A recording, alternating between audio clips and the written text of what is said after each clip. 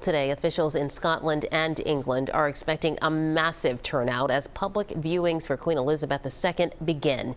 They're warning that the wait for mourners could take hours. Eyewitness News anchor Jim Donovan is live at Windsor Castle right now. He's got the latest. Good morning, Jim. Good morning, Natasha. Behind me is Windsor Castle, and if you look back in the distance there, you'll see a round tower. Next to that is St. George's Chapel. That will be Her Majesty's final resting place. Britain's long goodbye to Queen Elizabeth is now officially underway. On Sunday, a hearse carried the Queen's coffin from the Scottish country home where she died to Edinburgh, Scotland's capital.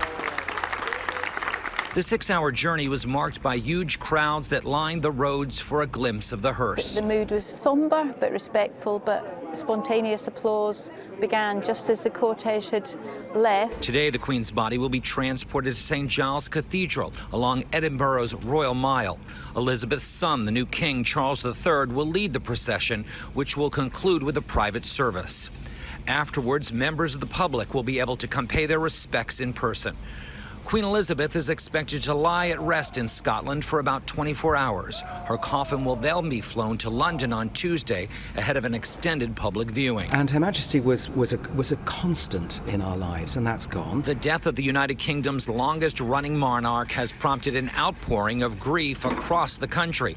For most of her subjects, the 96-year-old was the only monarch they had ever known. She'll be sorely missed, not only by her family, but I think everyone that she's come into in her lives. There's been lots of concerns and speculation online over what will happen to the Queen's corgis. They are reportedly going to remain together and in the care of her family.